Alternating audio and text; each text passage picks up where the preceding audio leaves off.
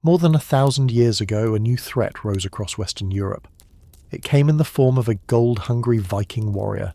His name was Rollo, a man whose presence was unmistakable, sharp-minded, cold-blooded, and born to lead.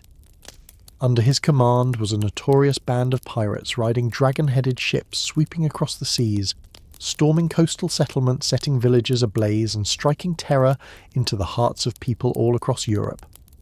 It was a time not unlike a medieval version of gang wars. Imagine motorcycle gangs in modern films, roaring into town, ambushing without warning, and vanishing into thin air. Back then, the Vikings were the original embodiment of that chaos. No army could match the speed of their raids. No fortress stood firm once they set their sights. Until one day, a political twist no one saw coming changed everything. Instead of fighting me again and again, you could hire me to protect the very lands the Vikings have been raiding. That sentence rewrote the fate of an entire continent. The once cursed pirate would become the founder of a new dominion, and not just a fleeting one, but a dynasty that would endure for 300 years. This is the strange true story of how Normandy was born the land of the Northmen. And it all began in the year 843 when the Treaty of Verdun carved the Carolingian Empire into 3 kingdoms under the hand of Louis the Pious, the son of the legendary Charlemagne. Back then, France didn't exist. The region was known as West Francia, covering roughly 2/3 of what is now France. Its people were called the Franks. The northwestern coastal stretch bordering the sea was known as Neustria. Its capital was Paris, but nothing like the Paris we know today. The land was richly blessed by nature, a long coastline, 2 mighty rivers, the Seine and the Loire, lush forests and fertile soil. And a portion of that land would one day be called Normandy. And strangely enough, it owed its very birth to a total outsider, a warrior from the farthest reaches of the north. His name was Rollo, a true giant in every sense of the word, so massive that people called him Rollo the Walker because no horse could bear the weight of his enormous frame. And so he walked long strides like the wind across fields, past military camps, drawing stares wherever he went. It might sound like an exaggeration, but no one could deny it. Rollo had an undeniable presence even from a young age. In less than 3 decades, this fire and blood pirate would rise to become the first ruler of Normandy, transforming it into one of the most powerful duchies in the Frankish kingdom. That miracle was the result of a century of relentless conflict. And to understand where it all began, we need to travel back to the end of the 8th century to the north, a land of snow and myth, Scandinavia. Whether Norwegian, Danish or Swedish, the people of Scandinavia lived under the harsh rule of nature, hunting, forging iron, chopping wood. But above all, they were seasoned traders. They travelled across Europe bartering everything from furs to walrus ivory. Yet over time their voyages began to change. Once they realised that plunder came easier than trade, the balance of commerce was swiftly replaced by sword and flame. For over a century, the Vikings, literally meaning pirates, waged a blitzkrieg upon Europe, launching lightning-fast raids, especially targeting churches and monasteries, those richest in treasure and poorest in defence. They appeared like ghosts, stripped everything bare, vanished without a trace and left behind nothing but sheer terror. These northern warriors weren't just looters. They torched sacred sites, butchered monks, and carved themselves into history as destroyers of civilization, like packs of wolves surging from the sea onto a European continent that had believed itself untouchable. The Vikings weren't merely raiding, they were waging psychological warfare, and they were masters of it. Their cold-blooded brutality struck fear so deeply that future targets, though untouched, trembled long before the sails ever appeared. A haunting belief began to echo through the minds of common folk, that the Vikings were divine punishers sent by God himself to chastise the sins of the Franks. West Francia, a land that had yet to know the name, France suffered the heaviest blows. From coastal villages to crowded cities, nowhere was spared. No defensive tactic proved effective. In the 9th century, most enemies came from beyond the borders. You knew who they were, you knew where they came from. You could strike back. But the Vikings, they were something else entirely. But the Vikings were different. They struck like lightning, then vanished as if they had never existed. A raid would last just 3 or 4 days, long enough to fill their chests with gold, sail back home, melt everything down and start preparing for the next round. The king of West Francia, Charles the Bald, had no standing army. He was utterly powerless. and the Frankish Empire had splintered so badly that no single force remained strong enough to stand in the way. That cat-and-mouse chase dragged on for over a century, and then by the mid-9th century everything escalated to an entirely new level. The small pirate bands were gone. In their place came massive fleets, hundreds of warships pushing deep inland, landing in major cities, bringing with them thousands of warriors led by true commanders. And it wouldn't be long before Rollo, the man from the north, would rise as one of them, a name that would be carved permanently into the history of France. As for his roots, Rollo came from Scandinavia, though much of it remains shrouded in uncertainty. He is believed to have been born around the year 855, likely in Norway. Born the son of a local chieftain, he lost his claim to inheritance and was forced into exile. And from that moment on, he embraced the life of a raider, beginning in northern Norway empty-handed, driven by a blood-red ambition. Banished and branded a criminal, Rollo had few options but to begin wandering like a textbook Viking. He plundered a bit in England to get started, then quietly drifted toward the coast of Neustria, a region that would one day carry a very familiar name, Normandy. At first he was merely the leader of a small Viking warband, but that did nothing to contain the ambition of a man who had never been built for humility. The moment he set foot there, Rollo knew this was prime land for the taking. A coastline stretching out like a welcome mat, rivers winding gently inward for easy landings, fertile soil everywhere, and a ruling class as soft as stale bread left out overnight. To a raider with vision like Rollo, this was no battlefield. It was a gold mine already laid bare. No digging required, just reach out and take it. So he began sweeping through the coasts, only to discover that much of the real treasure had already been snatched clean by Viking fleets who had gotten there first. At this point, Rollo faced two choices. The first, a well-worn tactic among Viking circles, was to pressure the local authorities into paying him to leave peacefully, a form of professional extortion, built not so much on brute force as on reputation and fear. The strategy functioned like a coercive contract. If you don't want this city burned to the ground, then pay us to do absolutely nothing. The second option, bolder by far, was to push deeper inland, rowing upriver to strike larger, wealthier towns. Fortunately for Rollo and his warriors, they possessed one of the most formidable weapons of their age, the Viking ship known as the Drakkar.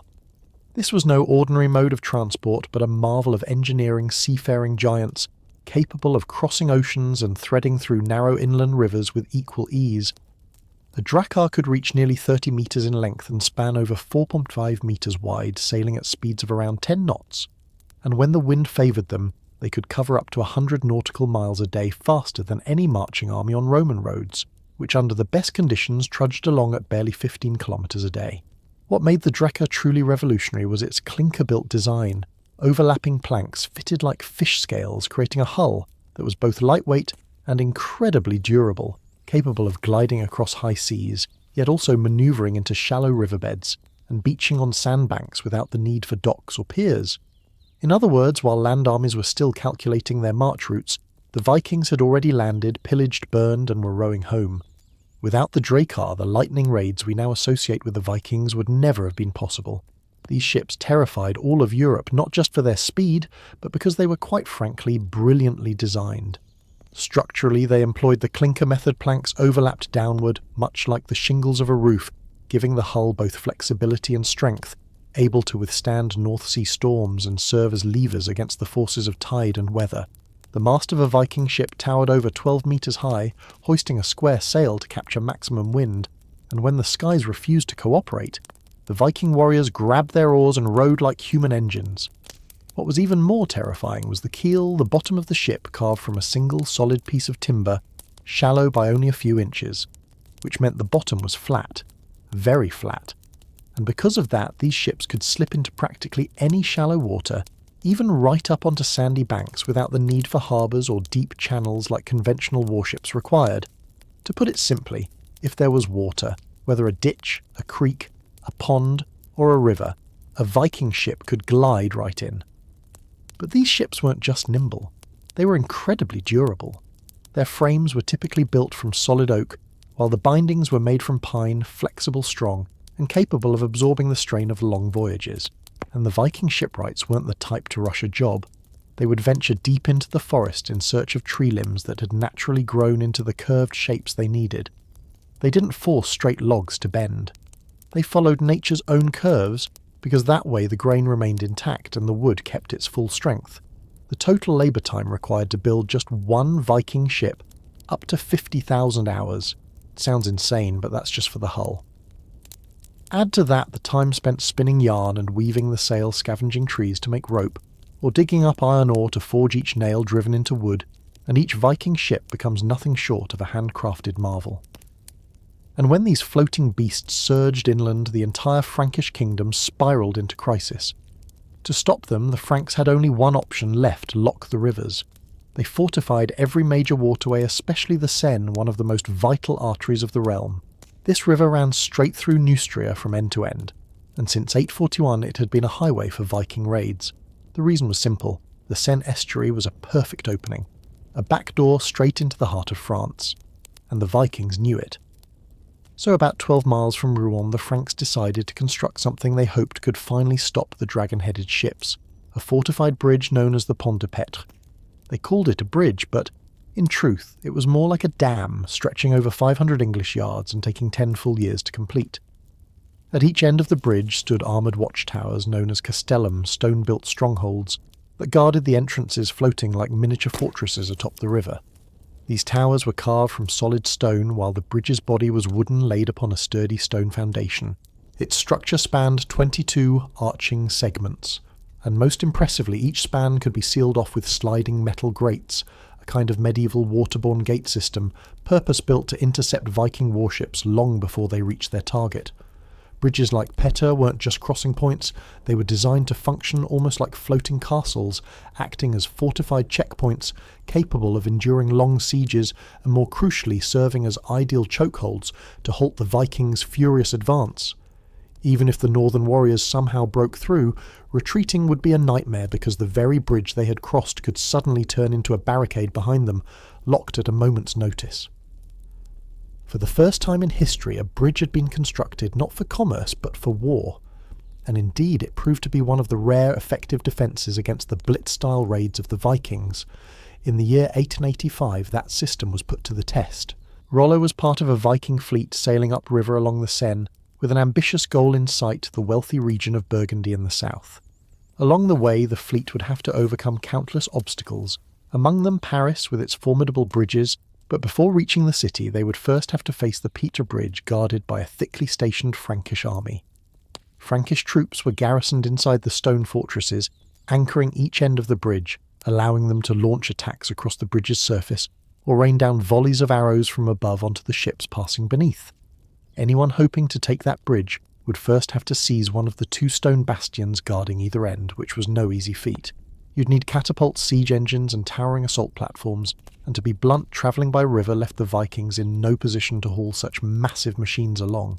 That was when a Danish warlord named Siegfried stepped forward to rally a force of over 10,000 Viking warriors, divided into several columns, each under the command of a different chieftain. And among them, Rollo, though not yet the most prominent, had a plan of his own, a plan to pierce the Frankish defences with a weapon far more potent than steel cunning.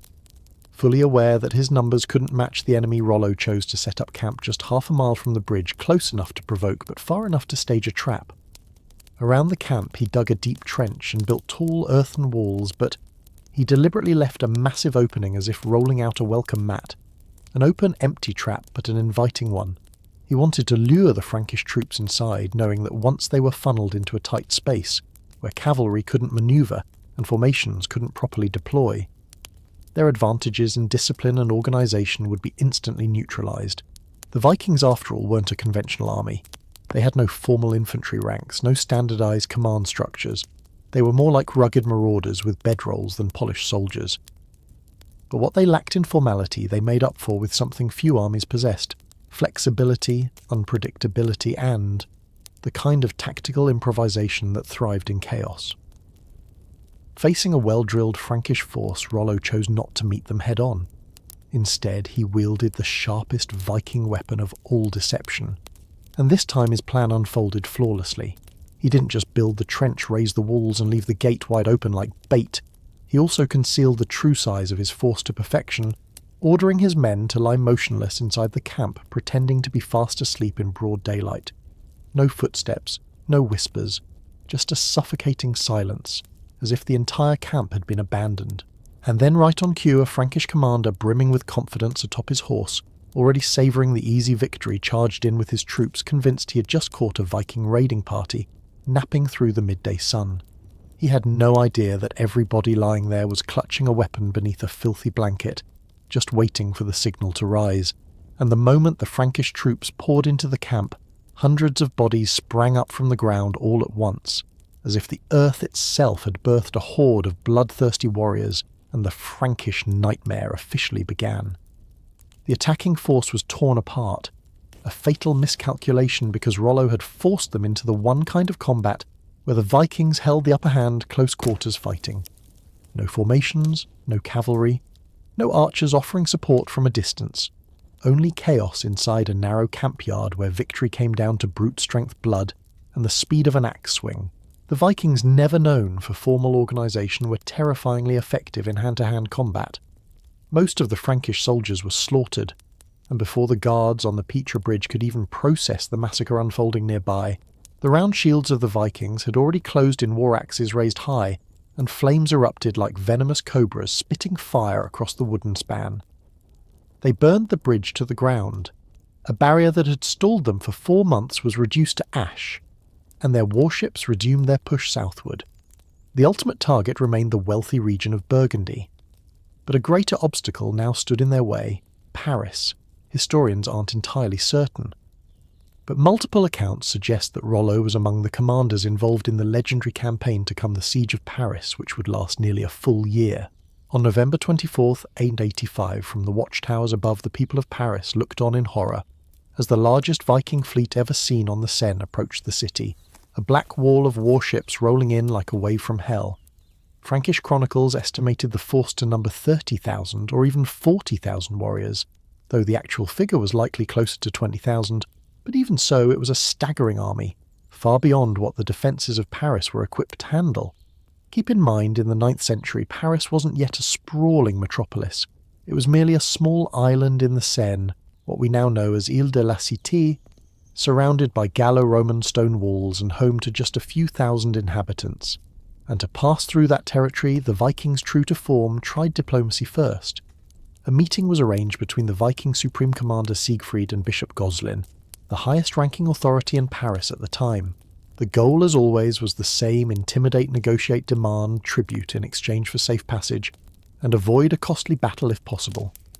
But this time the answer didn't come from a king or nobleman, it came from a priest, and he did not yield. Goslin, serving as the abbot of Paris, gave a blunt and fearless reply: "No, you shall not pass. Our bridges will hold you back." And just like that, the very next morning, Siegfried ordered the assault. Paris, having endured 3 Viking attacks in the last 4 decades, had learned its lesson the hard way. This time the defences were ready. The island was linked to both banks by 2 bridges, the Petit Pont to the left and the Grand Pont to the right, both modelled after the formidable Petra Bridge, with arched stone bases, fortified towers at each end, iron gates, and thick wooden barricades.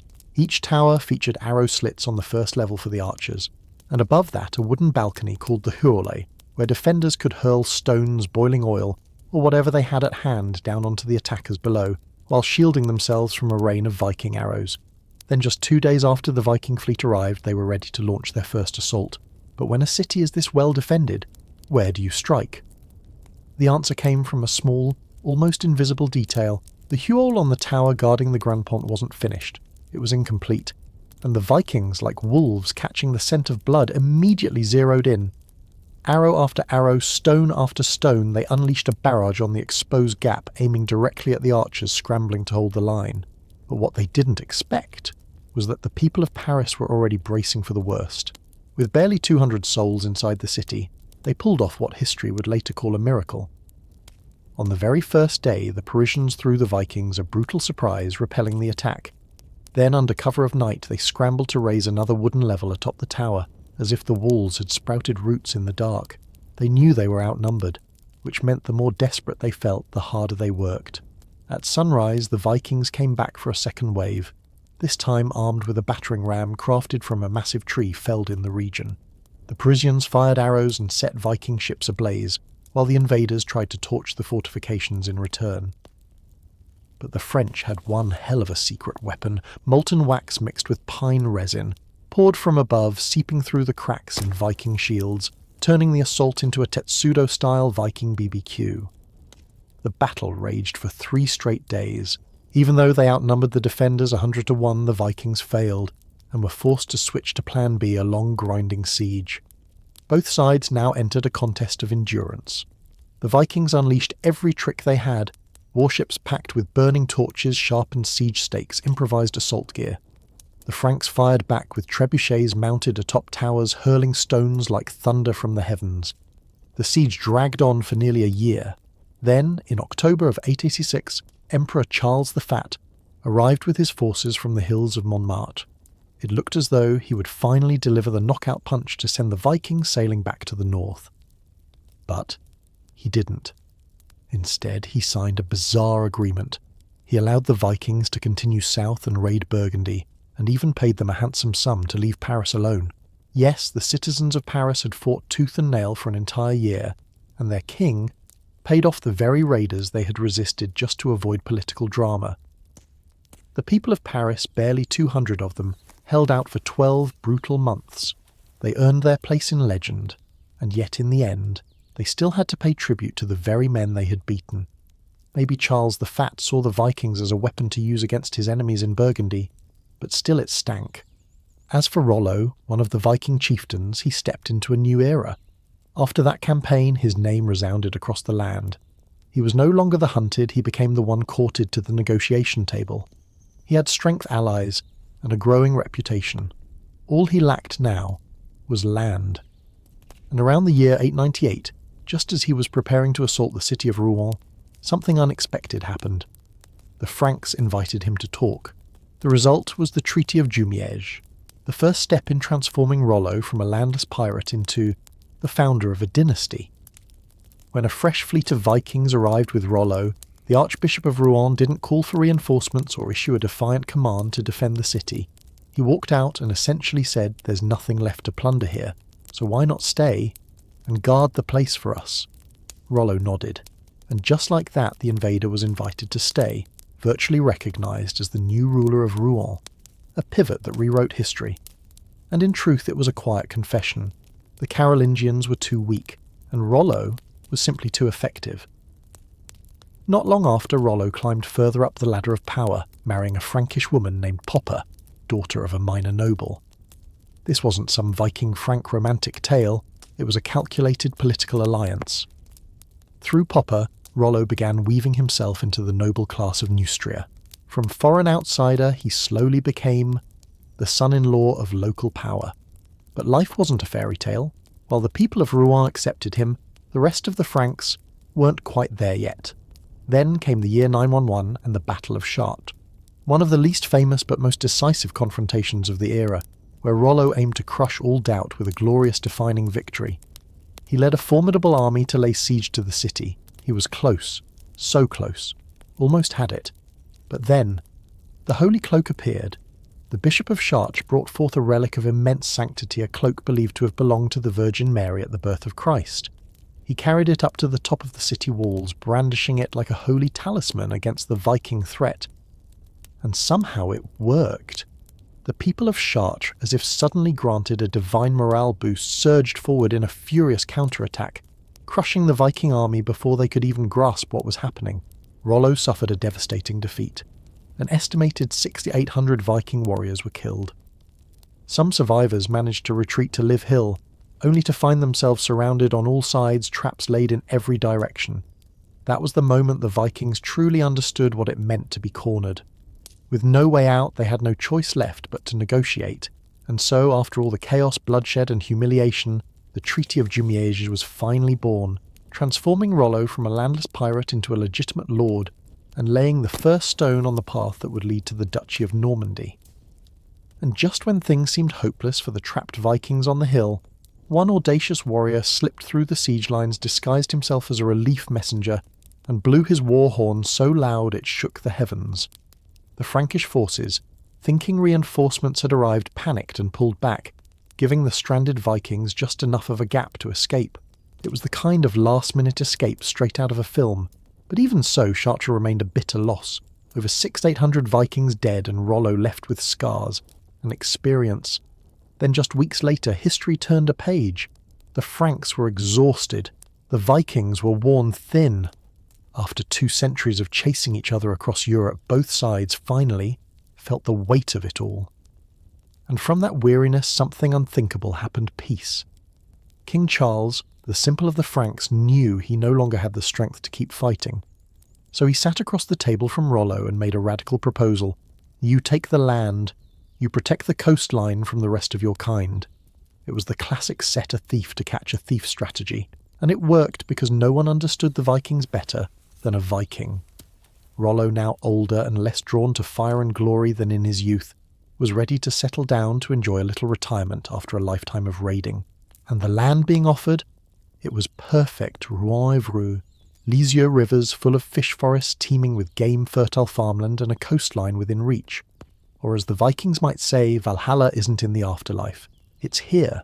So Rollo gathered his Viking council. They all agreed. For the first time, a historic treaty between the Franks and the Vikings was signed at Saint-Clair-sur-Epte by the riverbank in the autumn of 911. The scene was cinematic, 2 sides facing each other across the water, wary but respectful. No swords were drawn, but every hand lingered near its hilt. And then Rollo being Rollo, he didn't make it easy. When the king presented the agreed-upon land, Rollo demanded more. He wanted everything from the River Epte all the way to the sea, even lands the Vikings had never set foot on. At first, Charles wasn't exactly thrilled with Rollo's demand, and he tried to talk him down by offering other lands. Flanders, Brittany, take your pick. But Rollo answered curtly, if there's no land from the Epte to the sea, then there's nothing at all. And in the end, Charles relented. When he clasped the king's hand, Rollo, the king of pirates, officially accepted the title of Count of Rouen, marking the birth of Normandy, a Frankish duchy under a Viking lord. But to keep that land, Rollo had to adapt. He agreed to convert to Christianity, be baptized, take a Christian name, Robert, and swear loyalty to the Frankish crown. Because in this land, loyalty wasn't proven through sword and fire, but through an oath made in the name of God. Rollo also required all his warriors to be baptized because he knew that if they wanted to survive and rule, the Vikings would have to live like the Franks, to integrate rather than dominate. With only a few thousand Norsemen among over 300,000 local inhabitants, they didn't conquer, they blended in. They didn't impose, they adapted. And from that adaptation, a new dynasty was born. In just a few short years, Normandy entered a period of explosive growth. Peace was established, and the Viking sails that once struck terror up and down the Seine were gone, because now the Vikings were the guardians of the river. Rollo, once a pirate warrior, had become a legend. One tale says he once hung a gold ring from a tree in the forest for 3 years, and no one dared to take it, a symbol of his absolute authority. Even after receiving his noble title, he continued expanding his territory well into his later years, earning trust from Frankish kings and being rewarded with even more land. Under his rule, a new line of dukes was born, and generation after generation, they turned Normandy into one of the richest, most dynamic duchies in the kingdom. But Rollo's greatest legacy would come through a descendant 4 generations later, William the Conqueror, the man who would carry the name of Normandy across the sea, lay claim to the English throne, and etch his mark forever onto the map of European history.